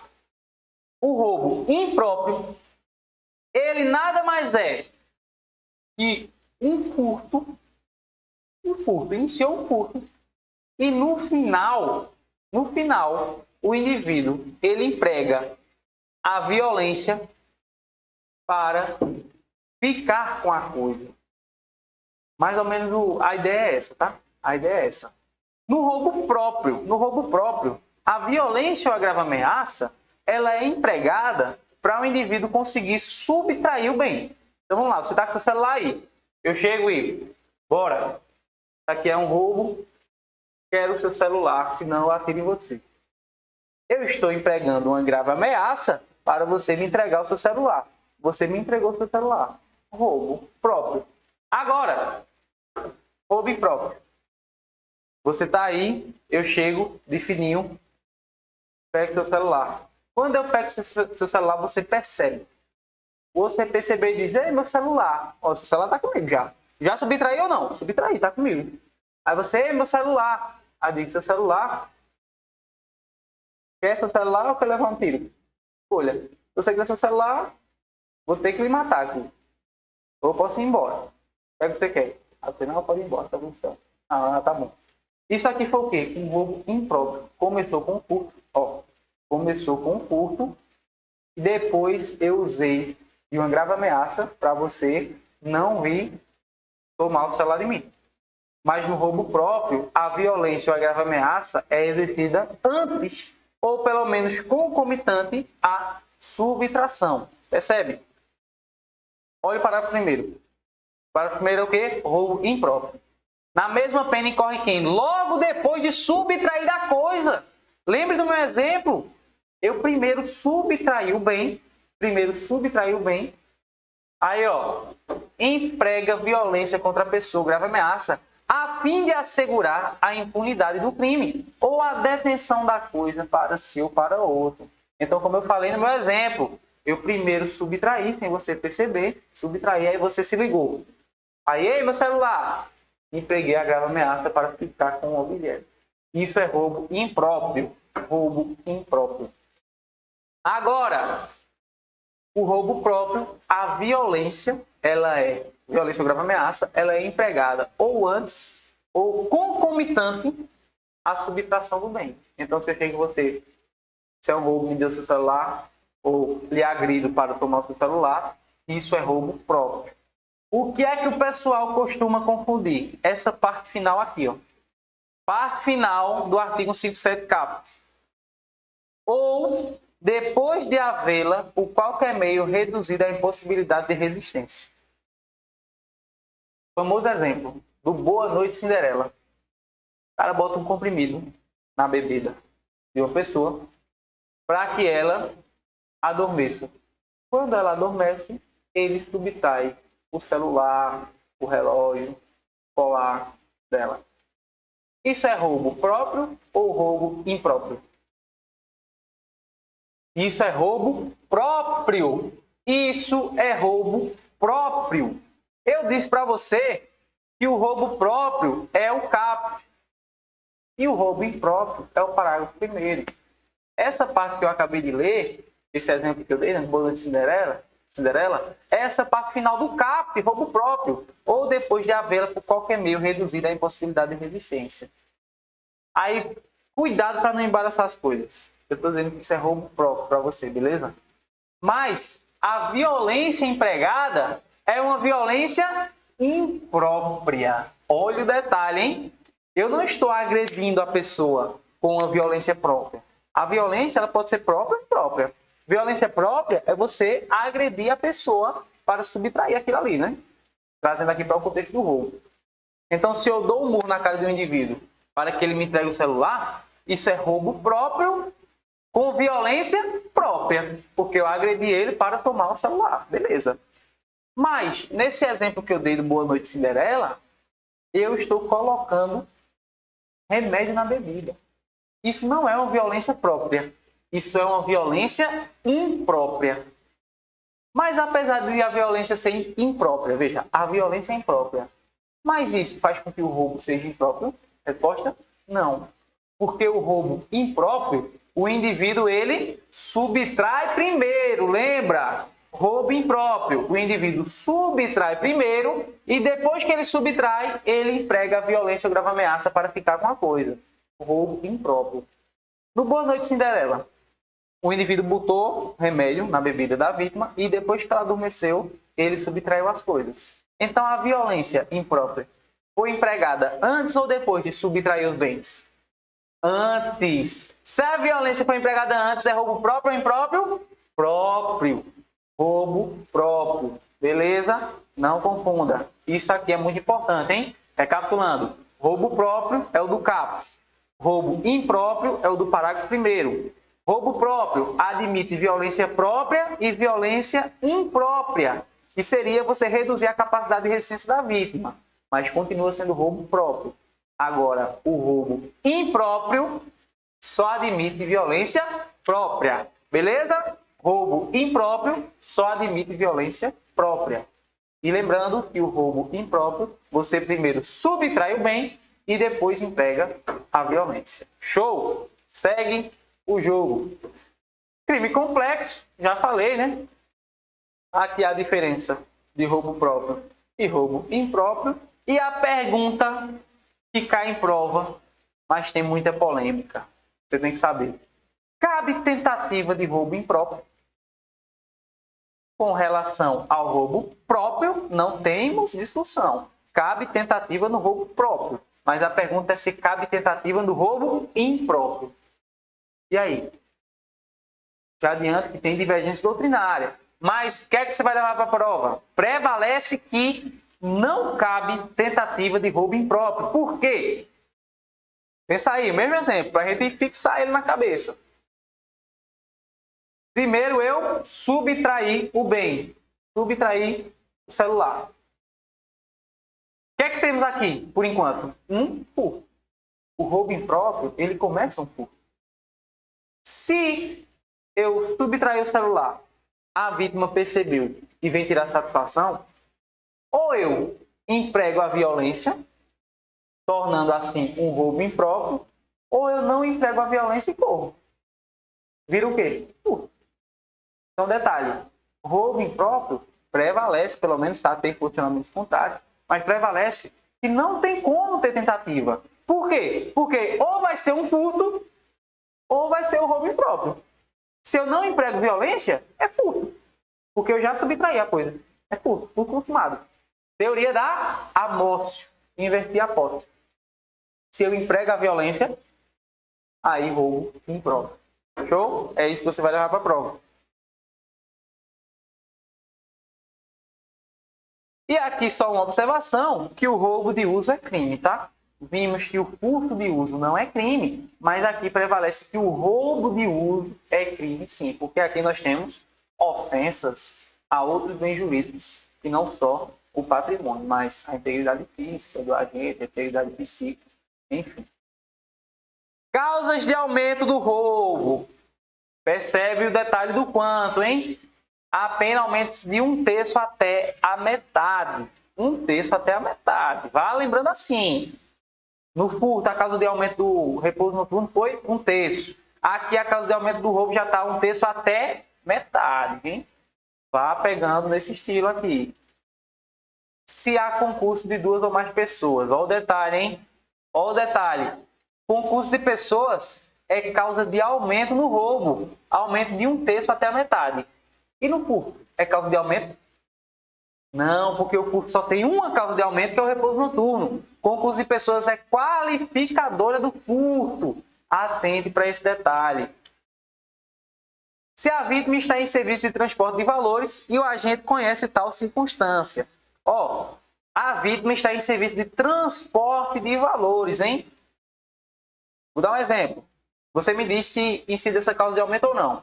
Eu recebi um dinheiro e eu vou levar ao banco esse dinheiro. O dinheiro é meu. Eu vou ao banco depositar o dinheiro. Estou ali com, sei lá, 15 mil reais. Não sei como alguém soube dessa informação. Me roubaram. Incide essa causa de aumento? Resposta? Não. Porque eu não estou em serviço de transporte de valores. Eu estava levando dinheiro meu para o banco. Essa causa de aumento do serviço de transporte de valores, o nome já está dizendo, pessoal, tem que ser alguém que esteja em serviço de transporte de valores. Não precisa necessariamente ser a questão do carro forte. Carro forte entra aqui, tá? Entra aqui. Aquelas empresas que fazem o serviço, né, de transporte de valores no carro forte, entra aqui. Mas não precisa necessariamente ser alguém que trabalhe nessas empresas que utilizam carro forte. Pode ser alguém que foi normal, de carro, de moto, a pé, pode ser, mas desde que seja serviço de transporte de valores. A gente não vê na prática, né, uma pessoa trabalhando em transporte de valores a pé, de moto, mas pode acontecer. E se acontecer e ficar demonstrado que essa pessoa fazia serviço de transporte de valores e o agente conhecia tal circunstância, aí sim a causa de aumento. Tranquilo? Seguinte. Se a subtração for de veículo automotor que venha a ser transportado para outro estado ou para o exterior. Aqui eu não vou fazer repetições desnecessárias, porque a gente já viu no curso. Então vamos aproveitar aqui o tempo. Aqui, ó, crime hediondo, inclusão do pacote anticrime. Detalhe, hein? Novidade. A banca gosta de novidade, então atentem para esse inciso 5. Se o agente mantém a vítima em seu poder, restringindo sua liberdade. Então, o roubo circunstanciado pela restrição da liberdade, hoje com o pacote anticrime, é crime hediondo. Beleza? E o que seria essa causa de aumento? É o seguinte, o indivíduo ele vai praticar o roubo e utiliza-se de uma restrição da liberdade da vítima. Mas cuidado, ele não pode utilizar por um tempo superior ao necessário, porque senão ele pode incorrer num crime de sequestro ou cárcere privado. Vou dar um exemplo de como seria essa causa de aumento aqui, tá? Inclusive acontece corriqueiramente. O indivíduo vai roubar o carro, aí entra no carro da vítima, manda ela ir para o banco do passageiro, e o indivíduo vai dirigindo por alguns metros para soltar a vítima em algum lugar esquisito. Para quê? Para que a vítima não tenha como chamar a polícia ou pedir ajuda logo de imediato. Porque talvez no local que o bandido roubou o carro ali, fosse um local de grande movimentação. Então, quando ele saísse, era só a vítima pedir o celular de alguém para ligar para a polícia e esse indivíduo correria mais riscos de ser pego. Então, o que é que eles fazem na prática? Eles restringem um pouco a liberdade da vítima para soltar, sei lá, 1 quilômetro depois, 2 quilômetros depois, em um local que não seja tão movimentado para que ele consiga fugir. Beleza. Roubo com essa causa de aumento. Roubo com essa causa de aumento. Agora, se o indivíduo leva a vítima para casa, deixa ali ela o dia todo sem necessidade, aí a gente pode falar aí em um sequestro ou cárcere privado, dependendo das circunstâncias. Beleza? Olha essa daqui, hein? Se a subtração for de substâncias explosivas ou de acessórios conjunto ou isoladamente possibilitem sua fabricação, montagem ou emprego. Também está lá no furto essa daqui. Só que lembrando, aqui no roubo ela é majorante, lá no furto ela é qualificadora. Se a violência ou grave ameaça é exercida com o emprego de arma branca. Novidade legislativa, atenção para essa causa de aumento. Por quê? Antigamente, antes do pacote anticrime, nós não tínhamos uma causa de aumento para o indivíduo que rouba com emprego de arma branca. Nós só tínhamos para a arma de fogo. Agora foi incluído, através do pacote anticrime, o roubo praticado com emprego de arma branca. Detalhe, roubo com emprego de arma branca, 1/3 até metade. Por que eu estou falando isso? Porque aí a gente vai ter que saber diferenciar o roubo com emprego de arma branca, o roubo com emprego de arma de fogo e o roubo com emprego de arma de fogo de uso restrito ou proibido. As três têm quantos diferentes. A arma branca, vimos que é de 1/3 até a metade. Vamos seguir. Olha o aumento agora, 2/3, hein?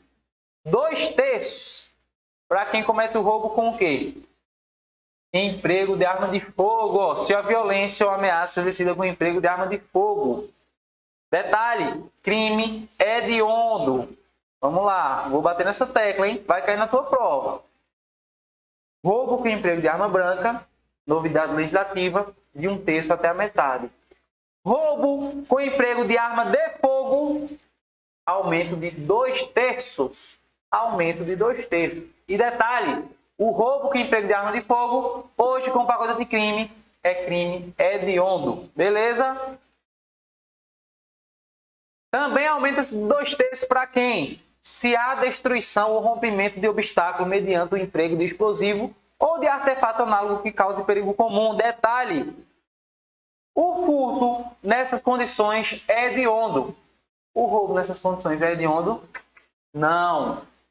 Mas por que se o furto não é tão grave quanto o roubo nessas circunstâncias? Porque o legislador não colocou. E o sistema que nós adotamos para definir os crimes hediondos é o sistema legal, ou seja, cabe ao legislador definir que crime é hediondo. Se o legislador não fez, não cabe ao magistrado dizer que é. Beleza? Então, o roubo nessas circunstâncias, com emprego de explosivo, recebe o causa de aumento de 2/3, um aumento da pena de 2/3, mas não é hediondo, assim como o furto qualificado nessas mesmas condições. Um absurdo, né? Falta de proporcionalidade. E o parágrafo 2º-B. Se a violência ou grave ameaça é exercida com emprego de arma de fogo de uso restrito ou proibido, aplica-se em dobro a pena prevista no caput deste artigo. Gente, eu estou apostando nisso. Você vai ter que saber a diferença desses quantos. Emprego de arma branca, emprego de arma de fogo, e se a arma de fogo for de uso restrito ou proibido, muda. Então vamos lá, recapitular para a gente passar. Só essa vez, hein? E você aí na sua casa fazer uns 300. Revisar muito isso aqui para não esquecer.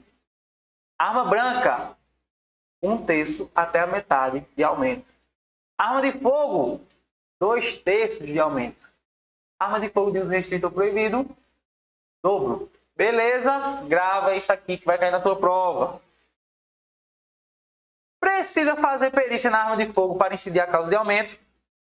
Resposta: não. Não precisa realizar a perícia para incidir a causa de aumento da arma de fogo. Basta que tenha depoimento de testemunhas ou uma câmera de vídeo de segurança que filmou a ação. Enfim, outros meios de prova são suficientes. Não precisa fazer perícia na arma. Agora, detalhe. Se fizerem a perícia da arma, fizeram a perícia na arma de fogo e na perícia ficou demonstrado que a arma de fogo era absolutamente ineficaz de disparar. Ela não ia causar mal a ninguém, essa arma de fogo. E aí? Incide a causa de aumento? Resposta: não. Não incide a causa de aumento se a arma de fogo for absolutamente ineficaz, ela não dispara. Você pode apertar o gatilho 1 milhão de vezes que ela não vai disparar nenhuma. Não incide a causa de aumento. Mas cuidado, o que é que eu estou dizendo? Eu estou dizendo que não incide a causa de aumento. Mas isso vai descaracterizar o roubo? Não. Porque a vítima não tem como saber se a arma dispara ou se não dispara. Então, vai ser roubo do mesmo jeito. Só não vai ser roubo com causa de aumento. Tá? Mesma coisa, simulacro. Muita gente tem a coragem de praticar roubo com simulacro. Simulacro, principalmente essas armas que são bem parecidas, né? Cara, de noite, meu amigo, não consegue diferenciar, não. E aí? Esse indivíduo foi preso. Praticou um roubo com simulacro. Roubou ali, sei lá, o celular da vítima e a carteira. Ele vai responder por roubo? Vai, por roubo vai. Porque a gente não pode exigir da vítima que ela saiba a diferença da arma verdadeira para o simulacro. Não. Grave ameaça está caracterizada. Grave ameaça está caracterizada. Agora, vai ter a causa de aumento do emprego de arma de fogo? Não. Porque a causa de aumento é para arma de fogo, não é para simulacro. Não é para simulacro. Beleza? Gravem isso. Sim, detalhe. Quando eu falei aqui da perícia na arma de fogo, eu disse que a arma de fogo absolutamente ineficaz de disparar, né? Nunca iria disparar, não vai incidir a causa de aumento. Vai responder pelo roubo, não responde pela causa de aumento. Mas se a arma for relativamente ineficaz, né? Ou seja, dá 10 tiros, ela não dispara, mas tipo, no 11, no 12 ela dispara. Então ela não é uma arma absolutamente ineficaz. Ela é relativamente. Então, se ela é relativamente, incide a causa de aumento. E agora, ó, qualificadoras do roubo. Percebe o que é uma qualificadora? Vê como ela muda. Se da violência resulta lesão corporal grave, a pena de reclusão de 7 a 18 anos e multa. Se da violência resulta morte, a pena de reclusão de 20 a 30 anos e multa. Percebe? Qualificadora modifica o quanto em abstrato. Traz umas novos mínimos e máximos de pena. O caput do roubo estava 4 a 10 anos de multa. Aqui nessa qualificadora, ó, 7 a 18 de multa, se for lesão grave, 20 a 30 de multa, se for morte. Isso é qualificadora. O restante foram causas de aumento. Majorantes. Está no meio, beleza? Bora voltar aqui, vamos lá. Se da violência resulta, já coloquei a observação aí, crime hediondo, hein? Tanto resultando lesão grave quanto a morte, que seria o chamado latrocínio pela doutrina, são crimes hediondos, tá? Detalhe, resultando lesão corporal de natureza grave. Para você saber quais são as lesões corporais de natureza grave, você vai ter que estudar o 129, parágrafo 1º, que inclusive foi assunto da nossa última aula presencial. Para você saber lesão corporal de natureza gravíssima, é só você olhar o parágrafo 2º do 129. Ah, Rafael, só falou aí lesão grave. E se for lesão gravíssima? Abra o seu Código Penal no 129 e procure o termo lesão gravíssima. Não tem lesão gravíssima. Esse termo, lesão corporal de natureza gravíssima, é uma construção doutrinária. Não está no Código Penal. Então, aqui, abrange lesão gravíssima ou não? Abrange, porque o Código, quando fala lesão grave, ele fala lesão grave do parágrafo 1º e fala o parágrafo 2º como se fosse grave também.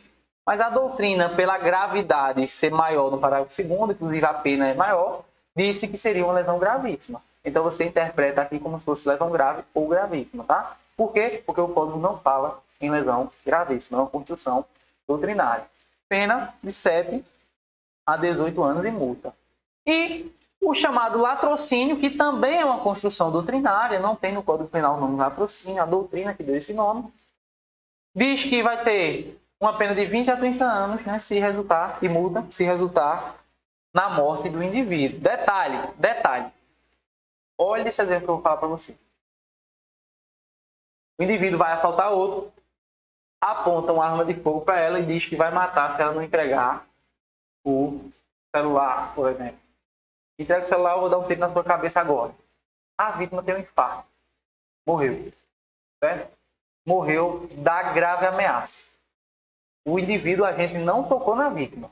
Ele ameaçou ela e ela morreu ali, teve um infarto. E aí? Responde por latrocínio. Ele queria roubar, tá? Queria roubar. Resultou a morte. E aí, latrocínio? Resposta? Não. Não? Por que não? Volta lá. Lê a primeira linha comigo. Parágrafo 3º. Se da violência resulta. Opa!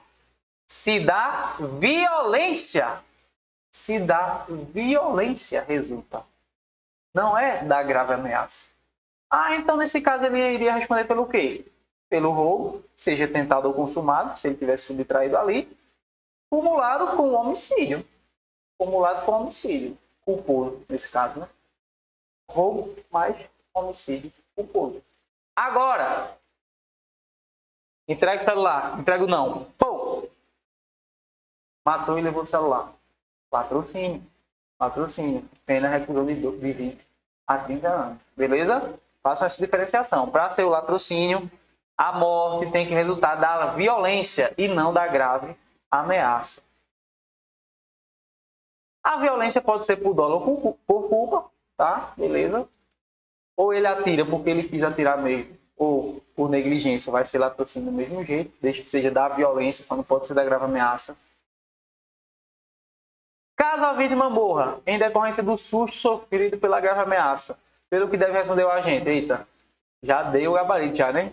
Você sabe, não é latrocínio nesse caso, hein? Roubo mais homicídio culposo.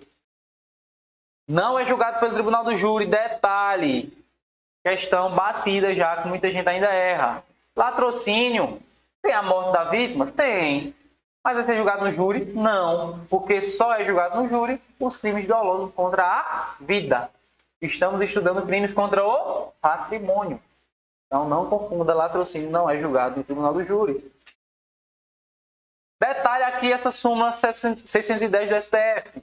Há crime de latrocínio quando o homicídio se consuma, ainda que não realize o agente a subtração de bens da vítima. Aqui é uma curiosidade com relação a quando o latrocínio vai se consumar ou não.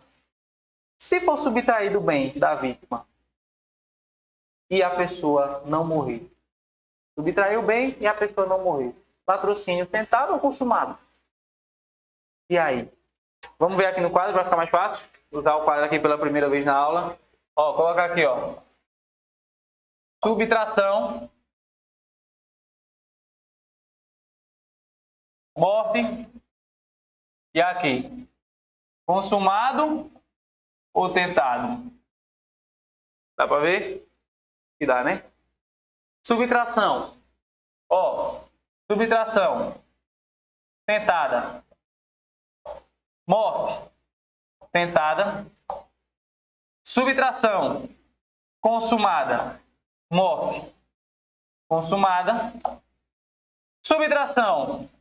Tentada. Morte. Consumada. E subtração consumada e morte tentada. Temos essas possibilidades. Aí agora nós vamos saber se o latrocínio vai ser consumado ou tentado. Ó, subtração tentada. Tipo, fui roubar o celular da vítima. Fui roubar a moto da vítima. Não consegui roubar a moto. Vai trabalhar com a moto, tá? Não consegui roubar a moto, ou seja, foi subtração tentada.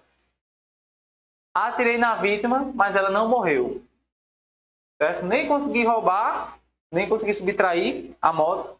A vítima também não morreu. Esse latrocínio aqui é tentado ou consumado? Aqui tá de graça, né? Tentado. Tá de graça essa. Beleza. Subtração consumada e morte tentada. Ou seja, consegui subtrair a moto e também matei a vítima para subtrair a moto. Essa daqui tá de graça também, né? Se a subtração é consumada e a morte é consumada, latrocínio consumado. Beleza? Tá de graça. Essas duas aqui é que geram um pouco de dúvida, mas você não vai errar a questão de prova.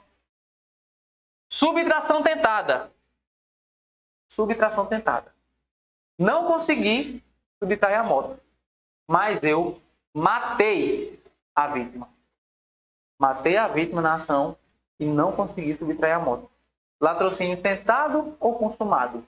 Latrocínio consumado. Latrocínio consumado. Subtração consumada. Levei a moto. Consegui subtrair a moto. Morte tentada. A vítima não morreu. Latrocínio consumado ou tentado? E agora? Levou a moto e a vítima não morreu. E aí? Latrocínio tentado. Latrocínio tentado. Qual é o fator para você diferenciar isso aqui? É saber se a morte aconteceu. Se a morte se consumou, o latrocínio é consumado. Se a morte não se consumou, o latrocínio é tentado. A gente podia até esquecer isso aqui, ó. A gente até podia esquecer. A gente só coloca porque a questão vai colocar para ali endoidar a sua cabeça. Mas você só precisa disso aqui, ó. Morte tentada, latrocínio tentado. Morte consumada, latrocínio consumado, hein? Ó, tentado, tentado, consumado, consumado, consumado, consumado, tentado, tentado. Morte consumada, latrocínio consumado, morte tentada, latrocínio tentado. É isso que diz essa súmula do STF. Há crime de latrocínio quando o homicídio se consuma, ainda que não realize o agente a subtração do bem da vida. Beleza? Caso mais de uma vítima morra durante o roubo, porém somente um patrimônio seja lesionado, teremos quantos crimes de latrocínio? E aí? Um patrimônio foi lesionado, duas pessoas morreram. Um latrocínio, dois latrocínios, e aí? Já digo que tem divergência no STF e no STJ. Aqui não é pacífico, tá? Aqui, eu inclusive acho difícil ser cobrado em prova. Se for cobrado em prova, vai perguntar o entendimento ou do STF ou do STJ. Porque as cortes, elas não compactuam o mesmo entendimento. Tá? O STF diz uma coisa, STJ diz outra. Um patrimônio subtraído, duas mortes, STF diz o quê? Um latrocínio, porque só houve lesão a um patrimônio. Tá? Entenderam? Um patrimônio foi subtraído, duas pessoas morreram. STF, um latrocínio, porque só houve lesão a um patrimônio.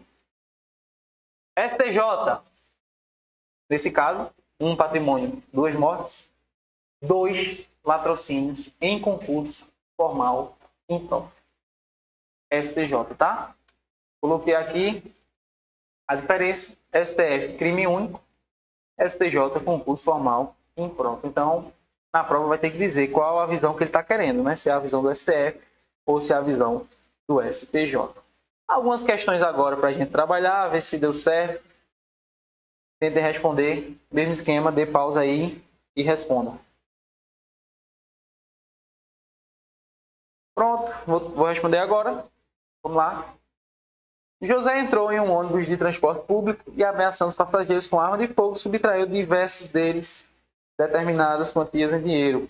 Nessa situação hipotética, de acordo com a jurisprudência de tribunais superiores. Letra A. A prática do delito contra vítimas diferentes em um mesmo contexto e, mediante uma sua ação, configurou o concurso material. Ó, não é tema da aula de hoje, aqui está falando mais de concurso de crimes, mas o erro seria concurso formal, não material. Concurso material são duas ou mais ações. Aqui foi só uma ação, então não seria concurso material, tá? B. A simples inversão da posse dos bens dos passageiros para José não consumou o crime de roubo. Para tal, seria necessária a posse mansa e pacífica ou desvigiada dos valores. Qual é a teoria adotada? Teoria da amócio. Não precisa de posse mansa e pacífica. Essa teoria não é do furto, e eu disse que era também aplicada no roubo.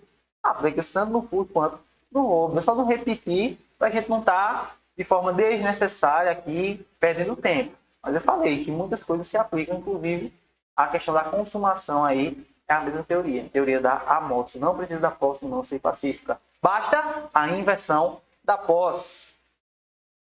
O fato de o delito ter sido praticado em um ônibus de transporte público de passageiros será causa de aumento de pena. Você viu essa causa de aumento de pena quando a gente estudou? Não, então, não. Inventou aí. Inventou essa letra C.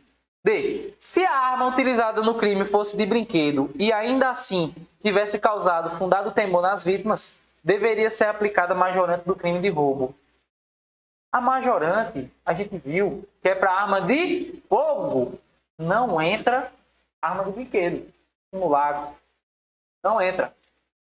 Alguns examinadores falam arma finta, é arma de brinquedo, tá? Não entra a majorante, porque a majorante é para arma de fogo. Mas isso, um roubo praticado com simulacro com arma de brinquedo, descaracteriza o roubo? Não, o roubo permanece, com grave ameaça. Agora, a causa de aumento não temos, hein? A causa de aumento não temos. Só sobrou a letra E. O crime de posse de arma será absolvido pelo crime de roubo, ante os fatos de haver nexo de dependência entre as duas condutas e de os delitos terem sido praticados em um mesmo contexto fático. Isso daí. Princípio da consunção. O indivíduo resolveu praticar um roubo com uma arma de fogo. ele não vai responder por roubo e por porte ilegal de arma de fogo. Ele só responde pelo crime fim. O crime fim absorve o crime meio, o princípio da consunção. Você estudou isso na parte geral. Da mesma forma, se for um homicídio, eu resolvi praticar um homicídio com arma de fogo. Eu respondo por homicídio, por porte ilegal de arma de fogo? Não, só pelo crime fim. Só pelo homicídio, tá? Agora, claro, há alguma possibilidade de eu responder por roubo e por porte ilegal de arma de fogo? Há. Se ficar demonstrado que eu utilizava essa arma de fogo bem antes de praticar o roubo. Aí beleza. Da mesma forma para o homicídio. Tem como eu responder por homicídio e por porte ilegal de arma de fogo? Tem. Se ficar demonstrado que eu usava essa arma de fogo antes de praticar o homicídio. Mas se eu comprei arma de fogo para roubar, comprei arma de fogo para matar, eu só respondo pelo roubo, só respondo pelo homicídio, princípio da consunção. Crime fim absorve o crime meio. Próxima questão.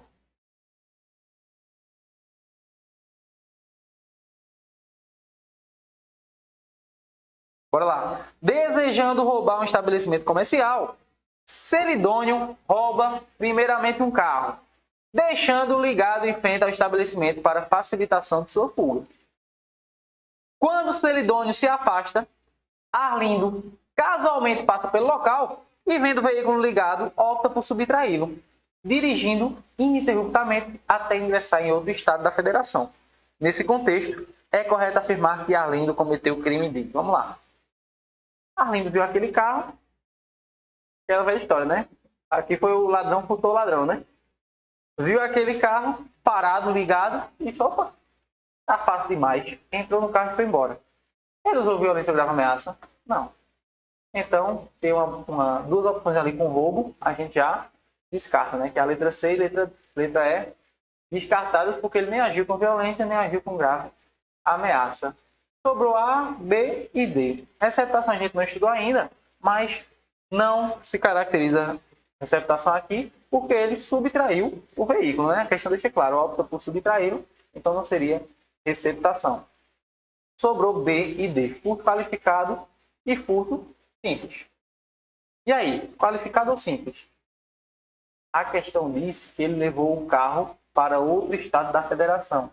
Isso é uma qualificadora do furto, ou levar para outro estado da federação ou para o exterior. Logo, gabarito letra B de Bravo. Seguindo.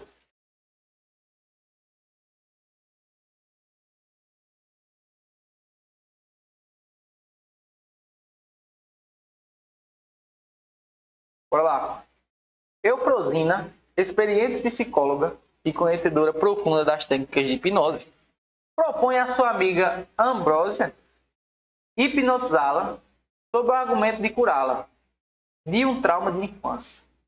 Acreditando na cura, Ambrósia, que é Ambrosia, me desculpem aí, aceita a terapia.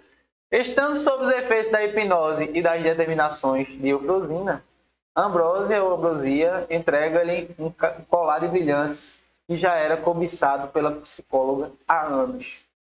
Eufrosina vai embora surrupiando a joia. Assim, Eufrosina praticou o crime de... E aí?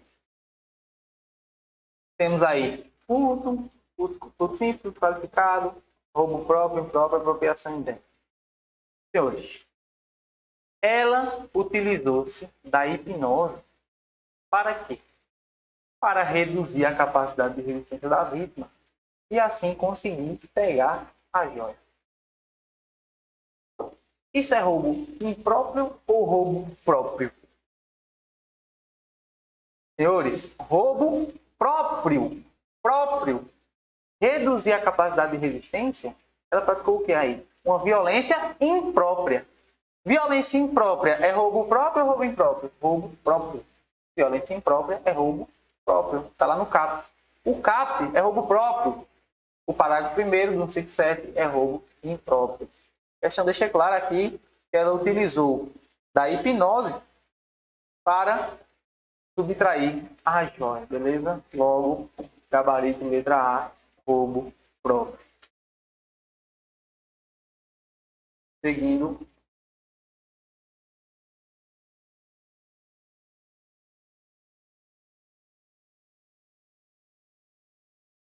E aí? O agente que logo depois de subtrair da coisa emprega violência contra a pessoa ou grave ameaça, a fim de assegurar a impunidade do crime ou a detenção da coisa para si ou para terceiro, comete crime de... Ficou fácil isso daqui, né? O cara subtraiu a coisa, ó. Logo depois de subtrair, empregou violência à pessoa ou grave ameaça, a fim de assegurar a impunidade do crime ou a detenção da coisa. Roubo impróprio, gabarito, letra A. Tranquilo. Seguindo para o próximo crime, extorsão. Aqui a gente não vai perder muito tempo. O rival aí já está chegando ao tempo de encerrar, então vamos dar uma acelerada agora. Mas os dois principais crimes a gente acabou de ver, beleza? Vamos dar uma acelerada agora. Extorsão. Constranger alguém mediante violência ou grave ameaça e com o intuito de obter para si ou para outro indevida vantagem econômica a fazer, tolerar que se faça ou deixar de fazer alguma coisa. Reclusão de 4 a 10 anos e multa. Mesma pena do roubo. Agora perceba que ela se diferencia do roubo em vários pontos, né? Primeiro ponto. Núcleo do tipo constranger. Qual é o núcleo do tipo do roubo? Subtrair. Na extorsão, a gente fala em constranger a vítima. Detalhe, para você diferenciar a extorsão de roubo, você tem que olhar para a vítima. Por que você tem que olhar para a vítima? No roubo, a participação da vítima, ó, é dispensável. Porque no roubo, se a vítima não participar, o agente ele toma a força. Se eu chego em você e digo, passa o celular com a arma de fogo aqui, e você não quiser me passar o celular, eu pego o celular. Se eu digo, passa a chave da moto, a chave do carro e sai daí. Se você não quer passar, eu simplesmente ou atiro em você, lhe mato e levo, ou eu tiro você. Eu faço isso. É roubo. Eu consigo obter o que eu quero, independentemente da sua colaboração. Se você não colaborar, eu faço, mesmo sem a sua colaboração. É só dar um tiro na sua cabeça e levar o carro, lhe agredir para você sair. Eu consigo obter o que eu quero sem a sua colaboração. Na extorsão, eu não consigo o que eu quero sem a participação da vítima. Essa é a diferença primordial. Na extorsão, eu só consigo o que eu quero, a minha vantagem, se a vítima colaborar. Como assim? Eu chego na vítima e digo, ó, se você não transferir 10 mil para minha conta, eu vou vazar os seus nudes. Se a vítima não quiser transferir os 10 mil para minha conta, eu vou conseguir minha vantagem? Não consigo. Tem como eu obrigar a vítima a fazer? Não. Se eu der um tiro na cabeça dela, ela vai fazer se ela não quiser. Se ela não quiser, se ela tiver determinado, não vou fazer. Eu consigo minha vantagem? Não consigo. Na extorsão, eu preciso da participação da vítima. Eu posso coagir ela através de várias ameaças tal, e ela optar por fazer. Mas perceba, ela vai ter que fazer. Enquanto no roubo, eu não preciso. Eu não preciso no roubo da participação dela. Eu mesmo posso fazer. Mas, num caso, por exemplo, quero que ela saque o dinheiro lá da conta dela e me entregue. Se ela não quiser fazer isso, tem como eu conseguir minha vantagem? Não. É extorsão. Beleza? Qual a diferença de roubo para extorsão? A principal, a participação da vítima é essencial na extorsão. Enquanto no roubo, a participação da vítima é dispensável. A vítima até pode participar, mas é dispensável. Eu consigo a vantagem sem a participação dela. Já na extorsão, eu só consigo a vantagem com a participação da vítima. Já falei aí a diferença das duas. Consumação. A extorsão se consuma no momento em que o constrangimento é realizado. Trata-se de crime formal. Então, nesse momento, eu disse à vítima que se ela não transferisse 10 mil para minha conta, eu iria vazar os nudes dela. Aí, configurou a extorsão. É um crime formal. A vantagem econômica é mero exaurimento do crime. Então, se ela chegasse a transferir os 10 mil para minha conta, aí seria exaurimento do crime. Mas o crime já estava consumado no momento que eu fiz o constrangimento. Tá bom? Está aí a súmula 96 do STJ, que corrobora esse entendimento. O crime de extorsão consome-se independentemente da obtenção da vantagem devida. Isso seria exaurimento. Causas de aumento da extorsão. Se o crime é cometido por 2 ou mais pessoas, ou com emprego de arma, aumenta-se a pena de 1/3 até a metade. Detalhe, aqui ele fala emprego de arma, ele não faz aquela diferenciação lá do roubo, de arma branca, de arma de fogo do vestido proibido, não. Aqui ele só fala emprego de arma, tá? Aumenta-se a pena de 1/3 até a metade. E agora, qualificadoras. Parágrafo 2º. Aplica-se a extorsão praticada mediante violência o disposto no parágrafo 3º do artigo anterior. O que é o parágrafo 3º do artigo anterior? É aquela situação do roubo, quando a violência resulta grave ameaça ou quando a violência resulta morte. Então, se a extorsão aqui praticada resultar lesão grave, vai ser aquela mesma pena do artigo lá 157, parágrafo 3º. Inciso 1, que, se eu não me engano, é de 7 a 18 anos, de multa. E se da mesma forma do constrangimento, né, da violência aqui no constrangimento da extorsão, resultar morte, a pena vai ser de reclusão de 20 a 30 anos de multa, conforme o artigo 157, parágrafo 3º, que é o que fala do roubo. Ele faz essa remessa ao artigo anterior. Sequestro relâmpago. Parágrafo 3º. Se o crime é cometido mediante a restrição da liberdade da vítima, e essa condição é necessária para a obtenção da vantagem econômica, a pena de reclusão de 6 a 12 anos, além da multa. Se resulta lesão corporal grave ou morte, aplicam-se as penas previstas no artigo 159, parágrafo 2º e 3º, respectivamente. Sequestro relâmpago, pessoal, é o nome doutrinário, tá? Colocado aqui. O que seria essa extorsão aqui, qualificada? Aquela sequestro relâmpago, né, como a gente chama, para ficar mais fácil vocês entenderem. Que a vítima está caminhando, normal, na calçada, chega alguém numa van, coloca a vítima dentro e sai passando nos bancos onde a vítima tem conta, pedindo para ela sacar o dinheiro. Isso é o sequestro mediante a restrição da liberdade da vítima, tá? Perdão, a extorsão mediante restrição da liberdade da vítima. Não falei sequestro, não. Extorsão mediante restrição da liberdade da vítima, que é conhecido por sequestro relâmpago. Ele é conhecido por sequestro relâmpago, mas é uma extorsão. Não é o sequestro, não é o crime de sequestro. O crime é extorsão mediante restrição da liberdade da vítima, tá bom? E detalhe, com o pacote anticrime, esse crime do parágrafo 3º virou crime hediondo, tá? Quando resulta aí morte ou lesão grave. Agora, a extorsão mediante sequestro. Sequestrar a pessoa com o fim de obter para si ou para outro em qualquer vantagem como condição ou preço de resgate. Reclusão de 8 a 15 anos. Qual é a diferença dessa extorsão mediante sequestro com a extorsão que a gente acabou de estudar, que é o famoso sequestro relâmpago, e a extorsão mediante restrição da liberdade da vítima? Na anterior, os agentes pegam a vítima, restringem a liberdade dela momentaneamente e fazem um limpa nos bancos que ela tem. Passa em um banco, ó, saca esse dinheiro. Passa no outro canto, ó, saca lá o dinheiro nesse banco também. Quando ela termina de sacar tudo, eles liberam a vítima. Isso é a extorsão que a gente acabou de estudar.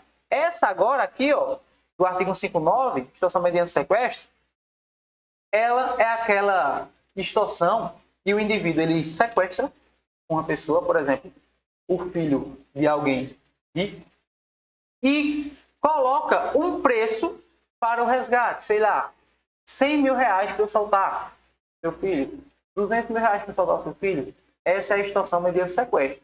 Essa pessoa é colocada em um cativeiro e o agente ele coloca um preço para liberar a vítima. Isso é extorsão mediante sequestro aqui, tá? Também é crime hediondo, tá? É um crime complexo, extorsão mais sequestro ou cárcere privado.